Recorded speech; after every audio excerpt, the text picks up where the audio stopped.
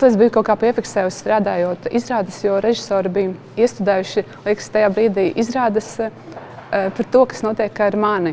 Un no izrādēm izcēlās tieši kaut kāds konkrēts citāts.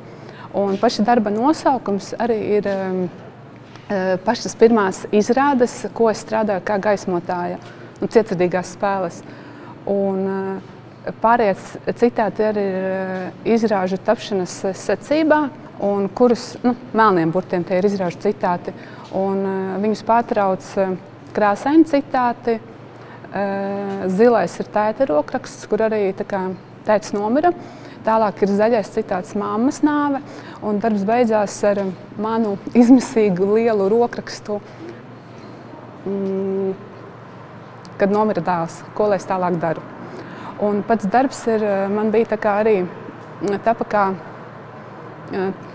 varētu nosaukt kā terapeitisku procesu, jo adīšana, kas ir ritmiska darbība, domājot tikai, viņa liek domāt par valdziņiem, par rakstiņiem, par valdziņu skaitīšanu, par rindiņu skaitīšanu. Un tas man palīdzēja atbrīvoties, palīdzēja nedomāt par traģēdiju, bet aiziet visai darbā. Un kāpēc viņš ir tik liels, iespējams? Jā, tāpēc, ka tik liels tas viss, tik liela tā traģēdija ir.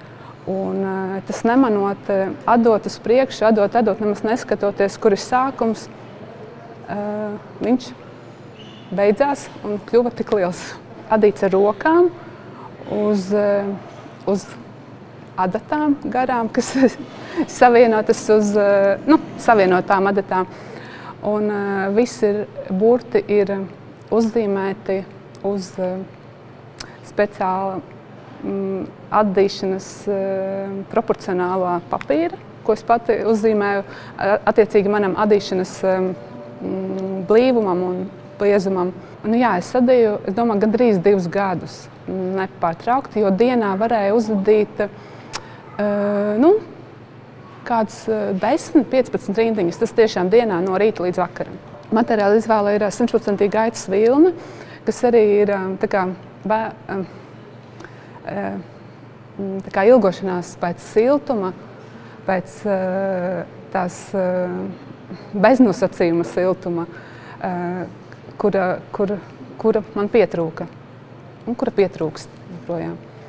Un arī kāpēc balta krāsa, parastā dabīgā krāsā, tas arī ar domu, ka dzīve ir balta lapa, ar kuru mēs piepildām, un teātra citāti ir melni. Tur es arī domāju, varbūt tāpēc melna krāsa ir sēru krāsa, es ģērbos melnā un visādas tās melnās krāsas nozīmes, un krāsainie citāti ticība, cerība un mīlestība.